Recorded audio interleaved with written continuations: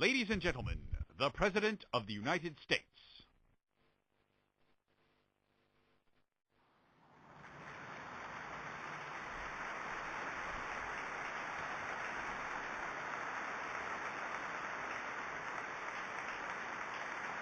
Thank you all.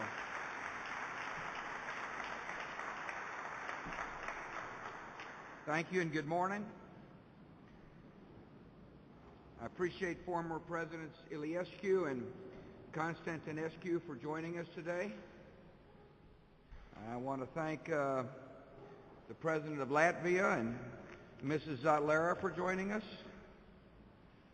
Secretary Rice, ambassadors, members of the United States Congress, the President of the National Bank of Savings, members of the German Marshall Fund, and the Atlantic Council, distinguished guests, ladies and gentlemen. Bună ziua. Laura and I are pleased to be back in Bucharest. The last time we were here, we stood with the people of this city in Revolution Square for a rally celebrating Romania's invitation to join NATO. Tens of thousands came out in the rain to rejoice in this achievement and revel in the promise that henceforth no one would ever take Romania's freedom away. It was a moment I will never forget. President Iliescu introduced me in the midst of the drizzling rain, and then the clouds parted and a rainbow appeared in the sky, heralding a new day for this nation and the Atlantic alliance she was about to join. Since then, Romania has made strong contributions to the alliance. Romanian soldiers have brought courage to NATO's missions. Romanian leaders have brought moral clarity to NATO's deliberations. And today the Romanian people have brought their famous hospitality to this NATO summit. Laura and I are thrilled to join you for this historic occasion. And the American people are honored to call Romania a friend, an ally, and a partner in the cause of peace. This is my final NATO summit. The coming days will be a time for hard work as allies make important decisions regarding the expansion and the missions and the capabilities of NATO. Coming days will also be a time of reflection, a chance to look back on how far we have come in the past 7 years and what this tells us about the challenges ahead. In June 2001, I came to Europe and spoke to students and faculty at Warsaw University. I reaffirmed America's commitment to a united Europe, bound to the United States by ties of history and trade and friendship. I said that Europe must overturn the bitter legacy of Yalta and remove the false boundaries that had divided the continent for too long. I declared that all of Europe's new democracies, from the Baltic to the Black Sea, should have the same chance for security and freedom, and the same chance to join the institutions of Europe. I spoke those words in the soil of a nation on the Baltic. Today, a nation on the Black Sea is where I have come to say those words have been fulfilled. The NATO alliance that meets here this week now stretches from the shores of Klaipeda to the beaches of Neptune. And here in Bucharest, we will extend the circle of freedom even further by expanding the NATO alliance to include new members from the Balkans. The decade of the Balkans was a region racked by war and fanaticism and ethnic cleansing. Today it is a region growing in liberty and tolerance and peace. These changes are the result of determined actions by NATO and the courageous choices by new Balkan leaders who have worked to overcome the violence and divisions of the past. In recognition of their progress, tomorrow, NATO will make an historic decision on the admission of 3 Balkan nations, Croatia, Albania, and Macedonia. The United States strongly supports inviting these nations to join NATO. These countries have walked the difficult path of reform and built thriving free societies. They are ready to contribute to NATO, and their citizens deserve the security that NATO brings. As we welcome new NATO allies, we also affirm that the door to NATO membership remains open to other nations that seek it in the Balkans and beyond. So at this summit, we will also decide whether to accept the requests of two other Balkan nations, Bosnia, Herzegovina, and Montenegro, to begin an intensified dialogue with NATO. It's a major step on the road to NATO membership, and it is a step that America fully supports for these two nations. And at our summit tomorrow, we will also make clear that the door to closer cooperation with NATO is open to Serbia as well. This week, our alliance must also decide how to respond to the request by Georgia and Ukraine to participate in NATO's membership action plan. These two nations inspired the world with their rose and orange revolutions, and now they're working to consolidate their democratic gains and cement their independence. Welcoming them into the membership action plan would send a signal to their citizens that if they continue on the path to democracy and reform, they will be welcomed into the institutions of Europe. It would send a signal throughout the region that these two nations are and will remain sovereign and independent states. Here in Bucharest, we must make clear that NATO welcomes the aspirations of Georgia and Ukraine for their membership in NATO and offers them a clear path forward to meet that goal. So my country's position is clear.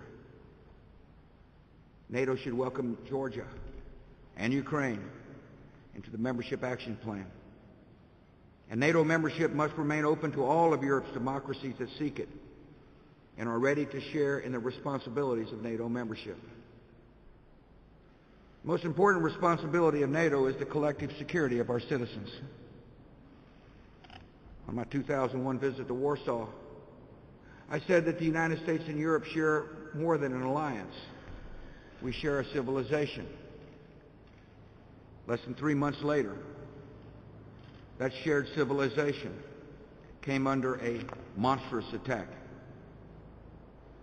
Even now, with the distance of time, it's still difficult to fathom the enormity of what happened on September the 11th, 2001.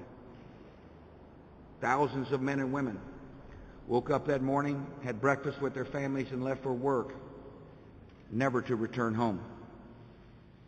Tens of thousands more, including citizens of many NATO nations, still mourn the loss of moms and dads, husbands and wives, brothers and sisters, friends and loved ones who were taken from them in a horrific moment of violence and death. NATO nations recognize that the attacks were part of a broader ideological struggle. Terrorists who struck America that day murdered the innocent in pursuit of a violent political vision. They despise the principles of decency and humanity that are the very foundation of our alliance. They want to impose their brutal rule on millions across the world. They attack our countries and target our people because we stand for freedom, and because we hold the power to stop them from achieving their murderous ambitions. NATO nations recognize that this unprecedented attack required unprecedented action. For the first time in the history of the alliance, Article 5 of the NATO treaty was invoked. NATO aircraft were soon flying over the United States to provide early warning in case of a follow-on attack. Many NATO nations, including the United Kingdom and France, Canada, Denmark, Germany, Norway, the Netherlands, Italy, and Turkey, deployed forces to fight the terrorists in Afghanistan and to drive the Taliban from power. Since then, NATO's role in Afghanistan has expanded significantly. In 2003, NATO took over the International Security Assistance Force. And over time, this NATO mission has grown from a small force operating only in Kabul to a force of 47,000 that is now leading operations across all of Afghanistan. Afghanistan is the most daring and ambitious mission in the history of NATO. An alliance that never fired a shot in the Cold War is now leading the fight on a key battleground of the first war in the 21st century. And Afghanistan forces from NATO and many partner nations are bringing honor to their uniforms and pride to their countries. As NATO forces fight the terrorists in Afghanistan, they're helping Afghans take increasing responsibility for their own security. With NATO's help, the ranks of trained Afghan soldiers have grown from 33,000 last year to 55,000 today. And these brave Afghan forces are leading many important combat operations. Thanks to their courage and the skill of NATO personnel, a nation that was once a safe haven for Al-Qaeda is now a democracy where boys and girls are going to school, new roads and hospitals are being built, and people are looking to the future with new hope. Afghanistan still faces many challenges. The enemy has been driven from its strongholds and no longer controls a single Afghan city. But as this enemy has been defeated on the battlefield, they have turned increasingly to terrorist tactics, such as suicide attacks and roadside bombs. And if we were to let up the pressure, the extremists would reestablish safe havens across the country and use them to terrorize the people of Afghanistan and threaten our own. And that is why we'll stay on the offense. And that is why we'll keep the pressures on these radicals and extremists. And that is why we'll succeed. Terrorists used safe havens in Afghanistan to launch the 9/11 attacks. Since 9/11, Al-Qaeda terrorists around the world have succeeded in launching devastating attacks on allied cities such as Madrid and London and Istanbul. They planned more attacks on targets in Europe that never came to pass because of the vigilance of intelligence and law enforcement personnel from many of our nations. For example, in 2006, we stopped an Al-Qaeda plot to blow up passenger jets departing Europe for the United States. Earlier this year, Turkish authorities broke up an Al-Qaeda cell that was plotting a series of terrorist attacks on Turkey. This enemy remains dangerous, and that's why our alliance is so important to protecting innocent people. 2 weeks ago, Osama bin Laden issued an audio recording in which he threatened Europe with new attacks. We need to take the words of the enemy seriously. The terrorist threat is real, it is deadly, and defeating this enemy is the top priority of NATO. Our alliance must maintain its resolve and finish the fight in NATO. As President Sarkozy put it in London last week, we cannot afford to lose Afghanistan. Whatever the cost, however difficult the victory, we cannot afford it. We must win. I agree completely. To ensure that we do win, France is sending additional forces to Afghanistan. The United States is deploying an additional 3,500 Marines. Romania is adding forces, as are several other allies. We ask other NATO nations to step forward with additional forces as well. If we do not defeat the terrorists in Afghanistan, we will face them on our own soil. Innocent civilians in Europe and North America would then pay the price. The struggle in Afghanistan cannot be won by force of arms alone. We must also help the Afghan government strengthen democratic institutions, provide essential services, create jobs and opportunity, and show its people that freedom can lead to a better life. But for this to happen, Afghanistan needs security, and that is what NATO is helping to provide. Many NATO allies are also helping to bring security and stability to the other major front in this war against extremists and radicals, Iraq. At this moment, 10 NATO nations have forces supporting Operation Iraqi Freedom, including the Black Wolves of Romania's 151st Infantry. Battalion has given their base in Iraq a fearsome name, Camp Dracula. Romanian troops are operating unmanned area vehicles, protecting critical infrastructure, conducting human intelligence missions, providing medical care, and carrying out combat operations in Iraq. One Romanian soldier put it this way: "I've been here before and will come back for as many times as needed. I know that what we do is important." When our Romanian allies are serving the cause of freedom in Iraq with skill and honor, and they have earned the respect of my countrymen. Forces from 14 NATO nations plus Ukraine are also serving in Iraq as part of a NATO training mission. NATO has trained more than 7,000 Iraqi officers so far. The Iraqis have asked us to expand this mission, and we should do so. At our summit this week, we will also expand the NATO-Iraq partnership so we can allow more Iraqi officers to attend NATO schools and seminars. The purpose is to prepare Iraqi officers to lead their own troops in battle so we can help them defend their democracy against the terrorists and extremists who murder their people. Iraqi forces are fighting bravely in this struggle, and they're risking and giving their lives in the fight against our common enemies. To help them prevail, last year the United States launched the surge in Iraq. We deployed 30,000 additional soldiers and Marines with a clear mission: help Iraqi forces protect the people, pursue the enemy in its strongholds, and deny the terrorists sanctuary. The government in Baghdad has stepped forward with a surge of its own, adding more than 100,000 new Iraqi soldiers and police during the past year. And to ensure that military progress in Iraq is quickly followed up with real improvements in daily life, we doubled the number of provincial reconstruction teams in Iraq. These teams are helping to build up local economies, strengthen responsible leaders, and help bring Iraqis together so that reconciliation can happen from the ground up. The surge has produced results across Iraq. Compared to a year ago, violence is significantly down. Civilian deaths are down, sectarian killings are down, and attacks on coalition forces are down. We've captured or killed thousands of extremists in Iraq, including hundreds of key al-Qaeda leaders and operatives. With security improving, local citizens have restarted the political process in their neighborhoods, in their cities and provinces. And leaders in Baghdad are beginning to make the tough compromises necessary to get important pieces of legislation passed. As they do, we will stay on the offense against the enemy. In the north, Iraqi forces backed by American troops are pursuing al-Qaeda terrorists who are operating in and around Mosul.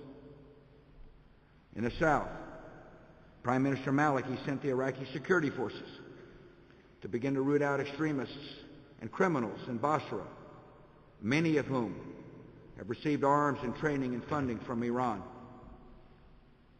In retaliation, some of these extremist elements fired rockets into the center of Baghdad, hoping to shake Prime Minister Maliki's will. They're not going to succeed. There's tough fighting ahead, but the gains from the surge we have seen are real. And working together with Iraqi forces, our coalition will continue to pursue our enemies and seal their defeat. The surge has done more than turn the situation around in Iraq. It has opened the door to a major strategic victory in the broader war against extremists. In Iraq, we are witnessing the first large-scale Arab uprising against Osama bin Laden and his grim ideology and his terrorist network. Tens of thousands of ordinary citizens have stepped forward to join the fight against al-Qaeda. And when Iraqi and coalition forces defeat this enemy, the effects will reverberate beyond Iraq's borders. By defeating the enemy in Iraq, we will show people across the Middle East that millions share their revulsion of terrorists' hateful ideology. We will show that free men and women can stand up to the terrorists and prevail against them. We will show that America will not abandon our friends in the fight against terror and extremism. We will show that a hopeful vision of liberty can take root in a troubled region and yield the peace that we all desire. And we will show that the future of the Middle East does not belong to terror. The future of the Middle East belongs to freedom. As NATO allies fight terror and promote progress in Iraq and Afghanistan, our alliance is taking on other important missions across the world. In the Mediterranean, NATO forces are patrolling the high seas to combat terrorism as part of Operation Active Endeavor. In Kosovo, NATO forces are providing security and helping a new democracy take root in the Balkans. In Darfur, NATO has airlifted African Union peacekeepers and provided them with training to protect the people of that troubled region. The alliance stands ready to provide further assistance to the AU African Union force. Each of these missions underscores the changing nature of the NATO alliance. See, NATO is no longer a static alliance focused on defending Europe from a Soviet tank invasion. It is now an expeditionary alliance that is sending its forces across the world to help secure a future of freedom and peace for millions. To meet the missions of the 21st century, NATO needs 21st century capabilities. So over the past 7 years, we've taken decisive action to transform the capabilities of this alliance. We created a new NATO Transformation Command to ensure that NATO is preparing for the threats of the future. We created a new NATO Response Force to ensure that our alliance can deploy rapidly and effectively anywhere in the world. We launched a new Strategic Airlift Initiative to ensure that NATO members have a dedicated fleet of aircraft their forces need to deploy and sustain themselves over great distances. We've created a new NATO Special Operations Coordination Center in Belgium to increase the interoperability and effectiveness of our special forces. One of the most important steps we can take is to protect our citizens is the deployment of new capabilities to defend against a ballistic missile attack. On 9/11, we saw the damage our enemies could do by hijacking planes loaded with jet fuel, turning them into missiles and using them to strike innocent people. Today, dangerous regimes are pursuing far more powerful capabilities and building ballistic missiles that could allow them to deliver the world's most dangerous weapons to capitals of free nations. To defend against this emerging threat, the United States has deployed missile defenses in the Pacific that can protect against threats emanating from Northeast Asia. And we're now deploying elements of this system to Europe, so we can defend against possible attacks emanating from the Middle East. The need for missile defense in Europe is real, and in my opinion, it is urgent. Iran is pursuing technology that could be used to produce nuclear weapons and ballistic missiles of increasing range that could deliver them.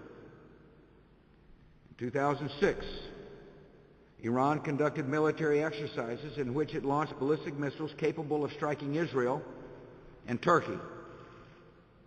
Iranian officials have declared that they are developing missiles with a range of 1,200 miles, which would give them the capability to reach us right here in Romania.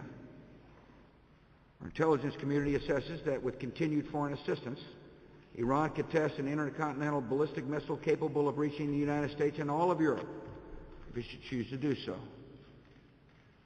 Today we have no way to defend Europe against such an emerging threat.